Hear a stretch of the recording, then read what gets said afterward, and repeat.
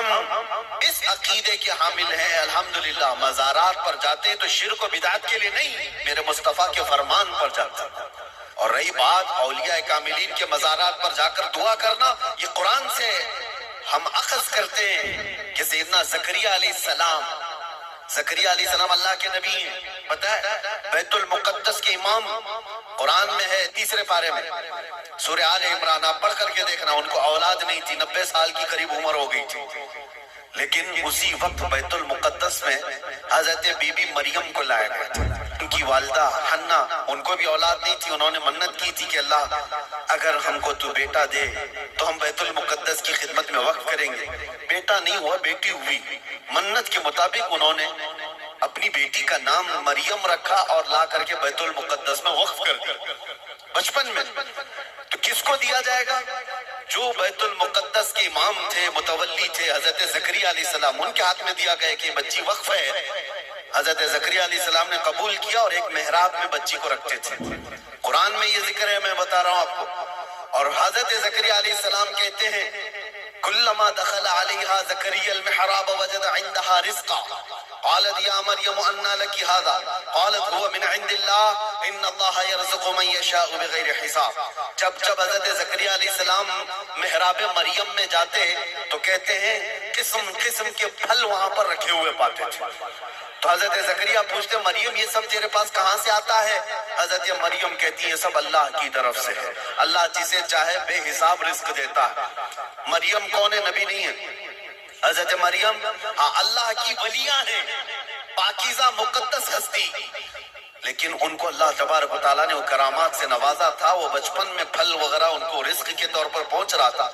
اس کے بعد کی جو آیت ہے اب سنو، تعالیٰ فرماتا ہے ہنالک دعا زکریا ربہ قال رب هب لی من لدنک ذریۃ طیبۃ انک سمیع الدعاء۔ زکریہ علیہ السلام کو بھی اولاد نہیں تھی، تو اسی مریم کے محراب میں کھڑے ہو جہاں بی بی مریم تھی کہا اے اللہ مجھے بھی ایک بیٹا عطا کرتے ہیں۔ ہنالک دعا زکریا ربہ، یہ قرآن کی آیت ہے۔ زکریا علیہ السلام نے اپنے رب سے دعا کی اللہ مجھے بھی ایک بیٹا دے دے، تیری جانب سے نیک و صالح بیٹا عطا کر دے۔ اب یہ دعا تو ہو گئی اور قرآن میں اس کی فوراً بعد آیت ہے فنادته الملائکة وهو قائم يصلي في المحراب ان اللہ یبشرک بیحییٰ۔ اسی وقت اللہ کے فرشتوں نے بشارت دے دی زکریا علیہ السلام کو تمہاری دعا قبول ہو گئی اور یحییٰ علیہ السلام کی شکل میں تمہیں بیٹا ملنے والا ہے۔ اتنی تیز دعا۔ اب میں آپ کو بتاتا ہوں یہ آیت میں کیوں پڑھ رہا ہوں اور کیوں آپ کے سامنے رکھ رہا ہوں۔ زکریا علیہ السلام خود اللہ کے نبی اور جہاں کے امام ہے وہ بیت المقدس ہے، دنیا کا سب سے مقدس ترین مقام اس وقت بیت المقدس میں۔ حضرت زکریا علیہ السلام جہاں عبادت کرتے تھے وہیں پہ دعا بھی تو کر سکتے تھے، وہیں پر دعا کر سکتے تھے، لیکن قرآن یہ کہتا ہے وہ محراب مریم میں آ کر کے دعا کر رہے ہیں۔ محراب مریم میں جہاں بی بی مریم بیٹھی وہاں دعا کر رہے ہیں۔ اس سے پتہ یہ چلتا ہے کہ اللہ کے صالح بندے جہاں ہوتے ہیں وہاں سے دعائیں قبول ہوتی ہیں۔ اللہ کے ولی رہا کرتے ہیں وہاں سے جب نبی کی دعا قبول ہوتی ہے تو پھر امتی کی کیوں نہیں قبول ہوتی؟ اور فوراً دعا قبول ہوئی اور بیٹا بھی ملا۔ اب یہ لوگ کہتے ہیں غریب نواز کے یہاں جاتے ہیں تو کیا بیٹا ملتا ہے؟ بیٹی ملتی ہے، اولاد مانگنے جاتے ہیں۔ ظالموں تمہیں پتہ نہیں زکریہ علیہ السلام بی بی مریم کے پاس کھڑے ہو کر بیٹا مانگے تھے تو بیٹا نبی کی شکل میں ملا تھا۔ ہاں یہ نہیں ہے کہ وہ بی بی مریم سے مانگ رہے تھے، وہ اللہ سے مانگ رہے تھے، لیکن جگہ کون سی ہے؟ جگہ کا بھی اثر ہوتا ہے۔ ہاں ایک بات میں آپ کو بتا دوں کہ جگہ کا اگر اثر نہیں ہوتا تو مسجدیں اور یہ ساری چیزیں بنانے کی ضرورت کیا ہوتی؟ عبادت کرنے کے لیے بھی جگہ ہے، آپ کا ٹریٹمنٹ کرنے کے لیے ہاسپٹل میں بھی جگہ ہے، ہر چیز ایک ایک جگہ پر ہوتی ہے کہ نہیں ہوتی؟ ہوتی۔ جن لوگوں کا وہ ماننا ہے کہ کچھ بھی نہیں ضروری ہے وہاں جانا یہاں جانا، تو میں ان سے کہتا ہوں کبھی باتھ روم میں بیٹھ کر کے ڈاکٹر سے اپنا علاج کرا لو گے؟ جگہ تو جگہ ہی ہے، بیٹھے ہو نہیں ہے، آپ کو پتہ ہے اس کے لیے ہاسپٹل جانا ہوگا، اس کے بیڈ پر سونا ہوگا، وہاں پر وہ کچھ ٹریٹمنٹ کرے گا، کیا ضرورت ہے؟ پوچھتے ڈاکٹر سے آ جاؤ میرے ٹوائلٹ میں علاج کر لو، یہیں انجیکشن لگا دو۔ میرے عزیزو گندگیوں میں بیٹھا ہوا آدمی وہ اپنا علاج کرانے کے لیے بھی اٹھ کر کے چلا جاتا ہے۔ بلا تشبیہ بلا تمثیل میں آپ سے کہہ رہا ہوں کہ ہم پتہ نہیں کیسے کیسے گناہوں میں مبتلا ہیں، یہاں سے نکل کر کے ہم ان پاک ستھری جگہوں میں جاتے ہیں جہاں اللہ کے ولی آرام فرما، اور اس جگہ پر کھڑے ہو کر ہم اللہ ہی سے دعا کرتے ہیں، اور پاکیزہ مقام کی برکت سے اللہ دعائیں قبول کرتا ہے۔ یہ ایک چیز نہیں ہے، ایسی کئی مثالیں حدیث الاسراء والمعراج جو حضور صلی اللہ علیہ وسلم کے معراج کا سفر ہے، اس سفر میں ایک روایت یہ بھی ملتی ہے کہ ایک جگہ پر حضور پاک صلی اللہ علیہ وسلم رک گئے۔ حضرت جبرائیل امین نے کہا یہاں پر آپ 2 رکعت نماز پڑھ لیں۔ حضور پاک صلی اللہ علیہ وسلم نے وہاں پر 2 رکعت نماز ادا کی، اور اس کے بعد پوچھا جبرائیل سے یہ کون سا مقام ہے؟ تو حضرت جبرائیل علیہ السلام نے کہا اے اللہ کے نبی، یہ وہ جگہ ہے جہاں حضرت عیسیٰ علیہ السلام کی پیدائش ہوئی تھی۔ بی بی مریم سے حضرت عیسیٰ علیہ السلام کی پیدائش ہوئی تھی، وہاں پر حضور پاک صلی اللہ علیہ وسلم نے 2 رکعت نماز ادا کی۔ ہاں، جگہ کو آپ صلی اللہ تعالیٰ علیہ وسلم نے اپنے نماز کا مصلی بنایا۔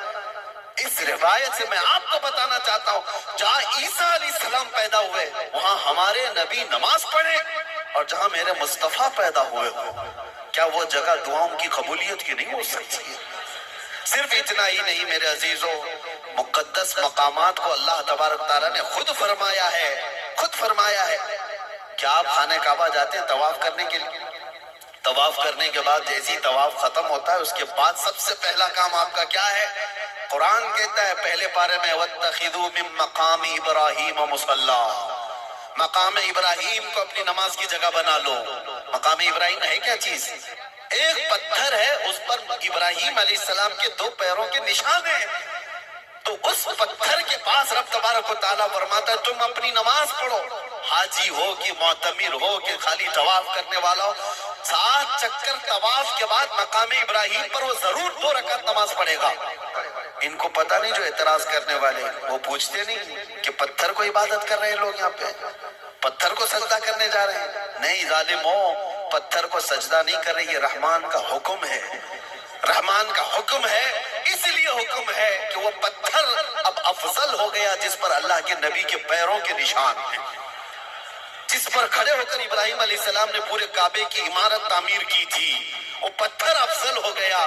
اب آپ سوچو پتھر کھڑے ہونے والے نبی کی وجہ سے افضل ہے تو پھر وہ نبی کتنے افضل ہیں، ہاں ان کے قدم کتنے افضل ہیں۔ ہم تبرکات والے لوگ ہیں اس لیے ہم ان کی نہیں مانتے، ہم تو چھوٹی سی بھی کوئی چیز نسبت کی ملتی ہے تو ہم اس کو احترام سے سر آنکھوں پر رکھتے ہیں۔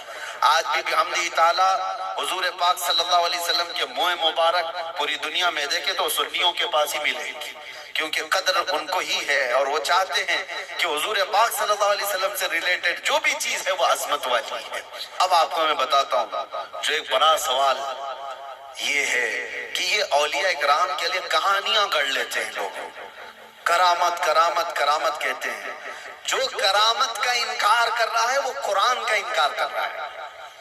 ہاں، ہر ولی کی کرامت تو قرآن سے میں نہیں بتا رہا، لیکن اللہ تبارک و تعالیٰ نے جو فرمایا وہ آپ کو بتا رہا ہوں۔ اب چند باتیں میں سرکار غوث پاک کی بتا کر اس اعتراض کا جواب دیتا ہوں۔ سلطان الاولیاء غوث پاک رضی اللہ تعالیٰ عنہ کی بارگاہ میں ایک عورت آئی اپنے بچے کو لے کر، کہا کہ اس کو اپنے پاس رکھ لیجئے۔ آپ نے قبول کر لیا، بچہ تربیت میں آ گیا۔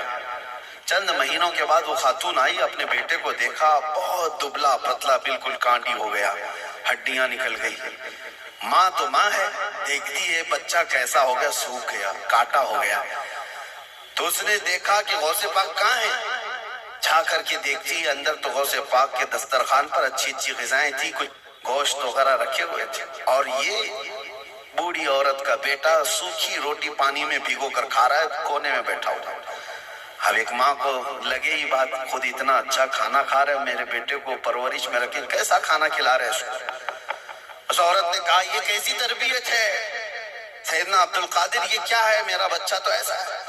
آپ نے جواب کچھ نہیں دیا۔ تھوڑی دیر کے بعد کھانا ختم ہونے کے بعد ان ہڈیوں کو ایسے جمع کیا اور کہا قم باذن اللہ، اللہ کے حکم سے اٹھ جاؤ۔ ایک مرغی پھڑ پھڑاتی ہوئی کھڑی ہو گئی۔ آپ نے کہا کہ جب تیرا بچہ اس قابل ہو جائے تو وہ بھی روز مرغی کھائے۔ اس کی تربیت چل رہی ہے، اس کی تربیت چل رہی ہے۔ جب بندہ اپنے نفس کو مار لیتا ہے تو اللہ ساری طاقتیں اس کو عطا کرتا ہے۔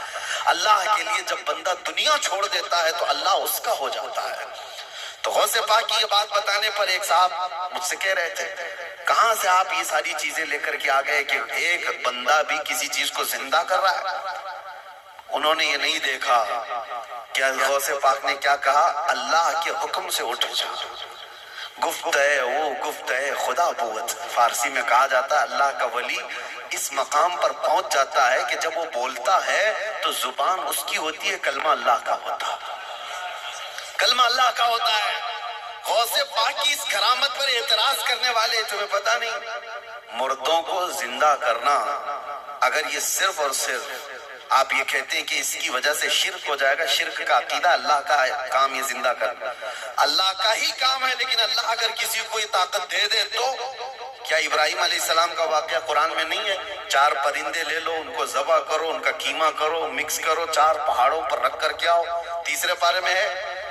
اور ابراہیم علیہ السلام نے 4 پرندوں کو ذبح کیا، ان کا قیمہ کیا اور الگ الگ پہاڑوں پر رکھ کر آئے، اور پھر اللہ نے فرمایا ہر پرندے کا نام لے کر بلاؤ۔ پرندوں کو جب سے ابراہیم علیہ السلام نے پکارا وہ اڑتے ہوئے آئے اپنی اپنی منڈیوں کے ساتھ، اور ادھر جو گوشت تھا وہ پورا جسم بن گیا اور سب کے سب اپنے اپنے منڈیوں سے جڑ گئے اور زندہ پرندہ ہو کر اڑ گئے۔ یہ واقعہ قرآن میں موجود ہے۔ صرف اتنا ہی نہیں میرے عزیزو، عیسیٰ علیہ السلام کے بارے میں قرآن کیا کہتا ہے کہ عیسیٰ علیہ السلام وَأُبْرِئُ الْأَكْمَحَ وَالْأَبْرَصَ وَأُحْيِي الْمَوْتَى بِإِذْنِ اللَّهِ، جو سفید داغ والا ہوتا تھا، کوڑ کی بیماری والا ہوتا تھا، عیسیٰ علیہ السلام ہاتھ رکھتے تو صحیح ہو جاتا تھا، اور کبھی مرے ہوئے آدمی کو ٹھوکر مارتے تو زندہ کھڑا ہو جاتا تھا، مٹی کے پرندے بناتے پھونک مارتے وہ اڑنے لگ جاتے تھے۔ یہ ادھر ادھر کی کتابوں کی بات نہیں کر رہا ہوں، قرآن کی بات کر رہا ہوں، قرآن میں موجود ہے۔ اللہ کے نبیوں کو اللہ نے یہ طاقت عطا کی تھی۔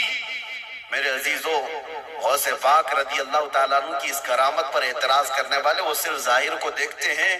غوث پاک امت مصطفیٰ کے ولی کامل ہیں، رسول اللہ کی امت کے وہ اولیاء کے سردار ہیں۔ اللہ نے ان کو وہ طاقت عطا فرمائی تھی کہ جب وہ کسی چیز کو ہاتھ لگا دیتے تو اللہ ان کی اس چیز کو پوری فرما دیتا تھا۔ اب آپ کو چند کرامتوں کے بعد یہ بھی میں بتا دوں، ایک بار غوث پاک رضی اللہ تعالیٰ عنہ بیان کر رہے تھے اور ایک چیل اڑتی ہوئی آئی اوپر سے، بہت چین چین چین آواز کر رہی تھی، تو مجمع میں ادھر سے ادھر لوگ دیکھنے لگ گئے، اور غوث پاک کے مجمع میں یہ بے ادبی ہے، اور حضور غوث پاک خطبہ دے رہے ہوں اور ادھر ادھر کوئی چہرے اٹھائے تو آپ نے صرف اور صرف گھور کر کے اس چیل کو دیکھا، اس کی منڈی الگ اور دھڑ الگ گر گئی، وہ مر کے تڑپنے لگی، ختم ہو گئی۔ آپ کا خطبہ چلتا رہا، اب کوئی گردن اٹھا کے دیکھتا بھی نہیں تھا، سب غوث پاک کی طرف کہ وہ نگاہ جلال جو چیل پر پڑی تھی کہیں اور بھی نہ پڑ جائے۔ سب کا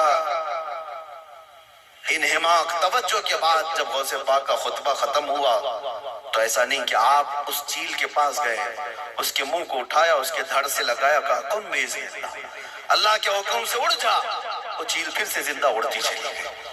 یہ کرامات کے باب میں ہے، یہ کرامات، اس کو کیا کہتے ہیں؟ کرامت معجزے کا پرتو ہے، اللہ کے ولی کے ہاتھ سے ایسا کام جو عام آدمی نہیں کر سکتا، اور یہ خصوصی طاقت اللہ تعالیٰ نے اپنے بندوں میں ان اولیاء کو دی ہے جو متقی اور پرہیزگار ہوتے ہیں۔